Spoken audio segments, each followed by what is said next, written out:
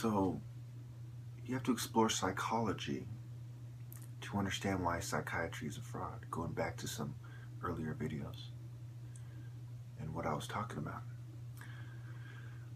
I just finished watching The Purge, for instance, and I've already seen The Purge Anarchy in the past. Ironically, I watched it in reverse order.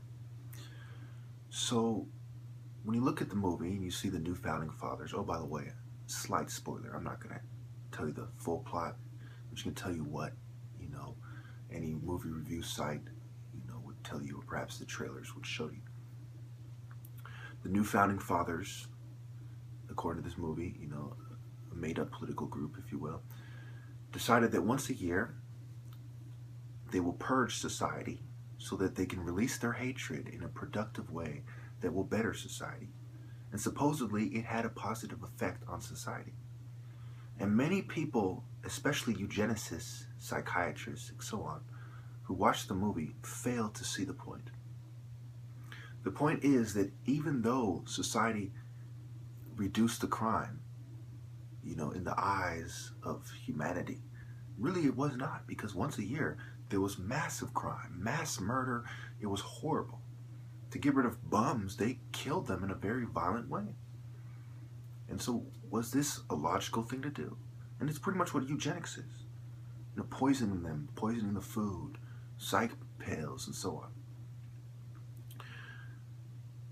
And it was the philosophies that came from the politicians and the people behind the politicians and the philosophers and psychologists and social engineers and social planners behind the politicians that created this political environment, and they impressed their philosophies on others. And the result was the purge and the mainstream acceptance of this eugenics procedure, these eugenics policies that created the purge.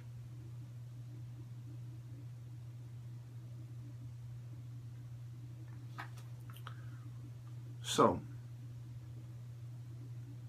it's very interesting to me that when people who watch movies showing you in a very dramatic, straightforward way why it is wrong to do eugenics,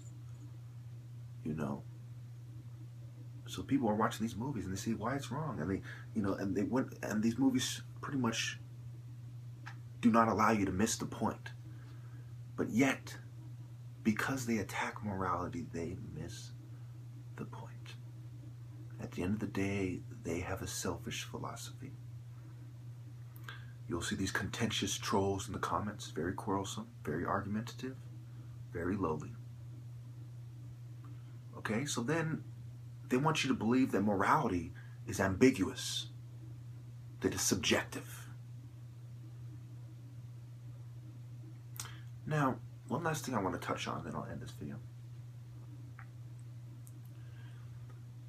The argument will be made that supposedly 10% of people who are schizophrenic, for instance, commit suicide. Therefore, how could it be, eugenics if they're giving them drugs to prevent this from happening? Well, many studies show that drugs are ineffective, and the drugs cause suicidal ideation. And then there's the most obvious argument of all, the most obvious component of all. And that is that they're giving these drugs to people who are not truly schizophrenic. So instead of having a small percentage of the population, having 10% of them killing themselves, if you don't treat them at all. Now I would argue, treat them. Yes, treat them. Identify who they truly are and treat them in a very logical way.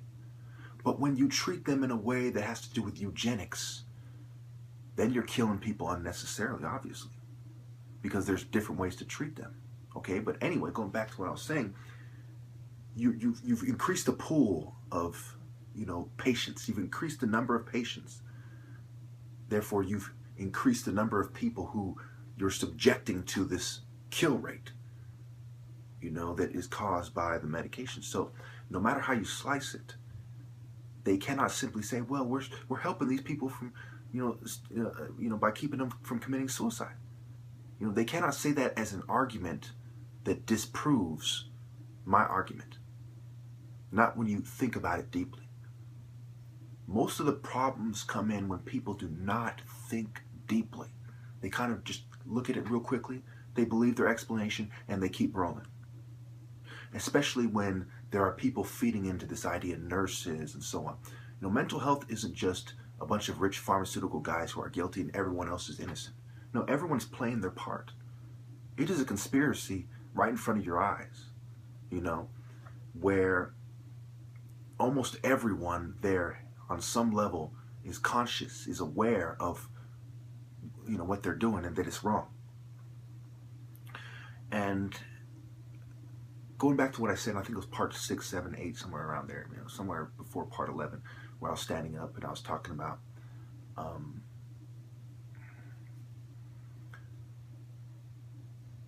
the opposition view, how I always have to consider the opposition view, okay? Again, I'm forced to consider the opposition view to explain this in a way that when you hear their view, you know, it's not going to move you to an incorrect perspective or an incorrect point of view or an incorrect belief. But rather, you're going to say, well, that's what I expect from the lowly dogs, and their argument is weaker than his. Okay, so going back to that, there are people in mental health, nurses, who have had the audacity to say to me, they said, well, I've been working in the mental health for 5 years, okay? You know, I know that you're wrong.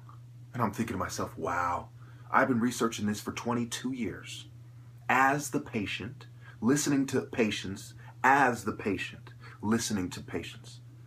I've done research you haven't even dreamed of doing because you are standing in a psych ward and you're being influenced by psychiatrists and other nurses that magically you know better than me and I should just be quiet. I mean, absolute nonsense. These people can't even debate me, but magically their experience as an outsider gives them some kind of profound insight into what is going on that I magically miss. It goes back to you have to think deeply. Because for a coward on the outside, he'll say, you know what, he's right. He works in the psych ward. He would know better than you. You could say the same thing about people in the military, right? He's in the military. He knows better about foreign policy than you do.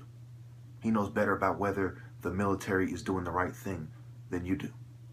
You know, and saying that to a political scientist, saying that to someone who's actually done the research in the history. While this person's preoccupied, marching around, there's other people who look at the bigger picture and break it down.